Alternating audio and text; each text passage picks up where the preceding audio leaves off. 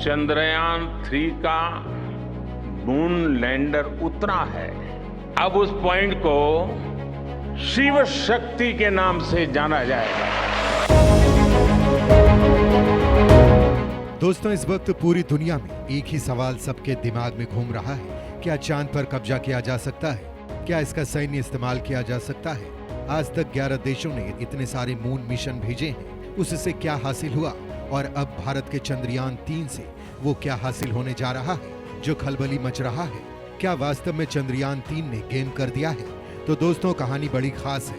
आप इस वीडियो में रूस और अमेरिका की एक खास साजिश से रूबरू होने वाले हैं और उसका भारत ने कैसे कचूमर निकाल दिया है वो भी जानेंगे। पहले आपको बताता हूँ कि ताजा अपडेट क्या है। तो चांद के साउथ पोल पर उतरकर चंद्रयान 3 दुनिया में इतिहास रच चुका है। वहीं विक्रम लैंडर से बाहर निकले रोवर प्रज्ञान ने अपना काम शुरू कर दिया है। चांद के रहस्यों को दुनिया के सामने लाने के लिए प्रज्ञान ने चांद पर घूमना शुरू कर दिया है।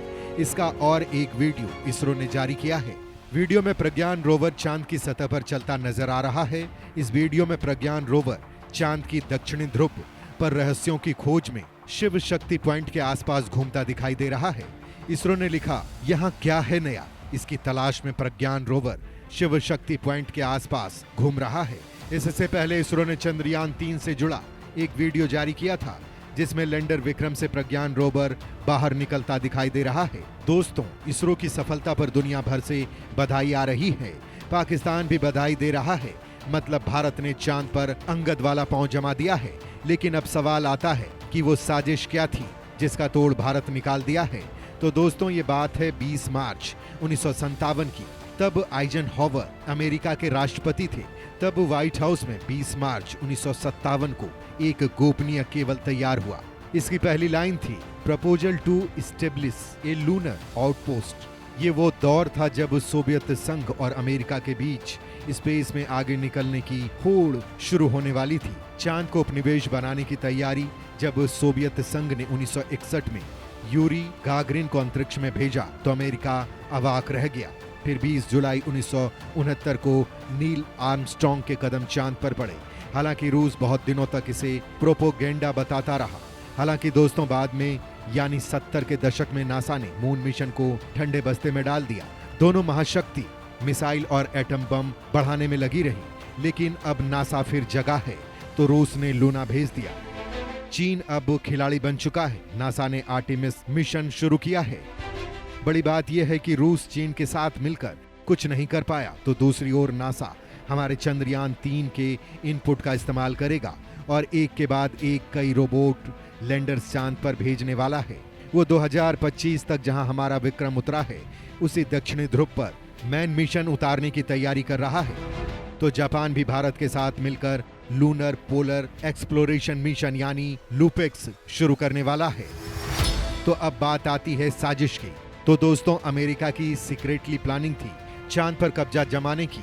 अगर रूस वहां पर कामयाब हो जाता तो अमेरिका एक वक्त में चांद पर न्यूक्लियर बम भी फोड़ने वाला था। यानी अमेरिका फेल होता तो फिर कुछ भी हो सकता था। सवाल ये, क्या ऐसा हो सकता है? तो दोस्तों, आज की डेट में अमेरिका ऐसा चाहकर भी ना तो अकेले कब्जा कर सकता है और ना ही चीन ऐसा कर पाएगा, क्योंकि संयुक्त राष्ट्र संघ की अगुवाई में 11 जुलाई 1984 से आउटर स्पेस ट्रीटी लागू है।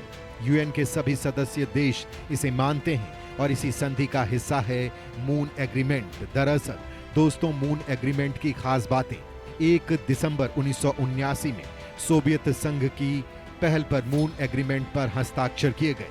5 दिसंबर 1979 के दिन यूएन जनरल असेंबली ने जहां कुल 68 वोटों में से 34 वोट से पारित कर दिया, कोई भी देश चांद पर किसी तरह का हथियार तैनात नहीं करेगा और ना ही मिलिट्री अभ्यास करेगा। कोई भी देश चांद के किसी हिस्से में मिलिट्री बेस नहीं बनाएगा। हालांकि शांतिपूर्ण वैज्ञानिक अध्ययन के लिए कोई भी देश मून मिशन शुरू कर सकता है। इसकी जानकारी संयुक्त राष्ट्र कार्यालय को देना जरूरी है। चांद पर मौजूद प्राकृतिक संसाधन संपूर्ण मानव जाति का है।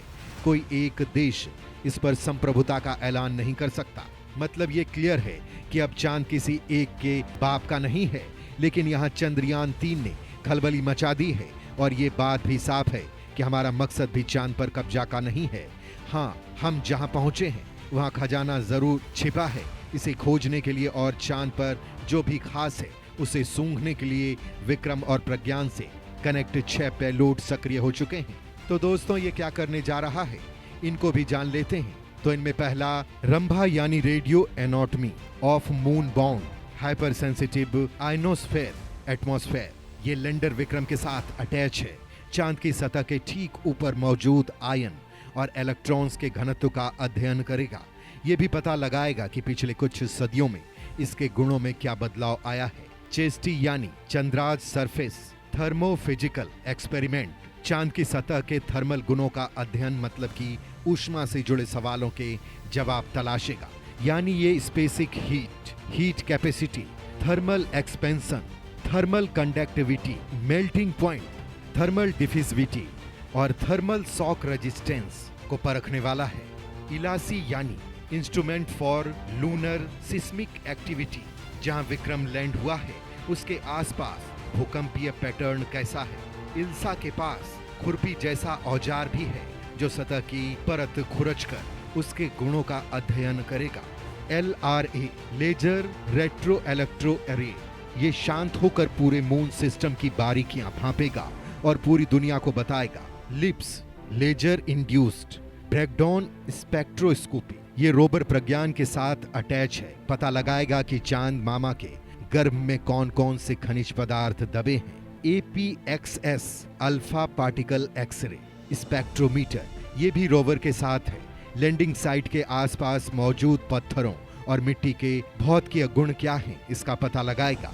दोस्तों ये उपकरण चांद के ऊपर अब ऐसा क्या कर रहे हैं कि पूरी दुनिया में खलबली मच पड़ी है।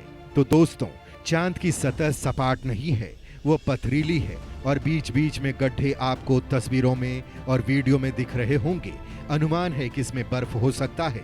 बर्फ का मतलब पानी यानी हाइड्रोजन और ऑक्सीजन दोनों का निकलना। ये गेम चेंजर साबित हो सकता है क्योंकि इससे एक तो पानी की जरूरत पूरी हो जाएगी, दूसरा इससे रॉकेट का फ्यूल मिल जाएगा। इन्हीं गड्ढों में वाटर आइस के अलावा वो तमाम रहस्य छिपे हैं जो सोलर सिस्टम के पुरातन इतिहास को उजागर करने में मदद करेंगे। दक्षिणी ध्रुव पर लगातार सूर्य की रोशनी आती है। एक लंबे अंतराल तक इससे सोलर एनर्जी का अंदाजा मिलेगा जो भविष्य में बनने वाले किसी आउटपोस्ट पर बिजली की सप्लाई कर सकता है। यहाँ 30 मेगाहर्ट्ज से कम रेडियो वेव का खगोलीय अध्ययन किया जा सकता है। चीन का लॉन्ग जिंग लगभग 1 साल तक इसी फ्रीक्वेंसी का इस्तेमाल करता रहा। ये कम्युनिकेशन साइंस को नया आयाम दे सकता है। वो खजाना जिसका जिक्र ऊपर किया है, हाइड्रोजन, ऑक्सीजन, एल्यूमिनियम, मैग्नीज और सबसे महंगा धातु टाइटेनियम, क्या पता ये सारी चीजें चंद्रयान खोज ले आए। चांद को सीढ़ी बनाना, वीनस, मार्स और जुपिटर तक पहुंचना, इसके लिए अमेरिकी आर्टेमिस प्रोजेक्ट चल रहा है। इसे चंद्रयान से उपयोगी इनपुट मिलने की उम्मीद है।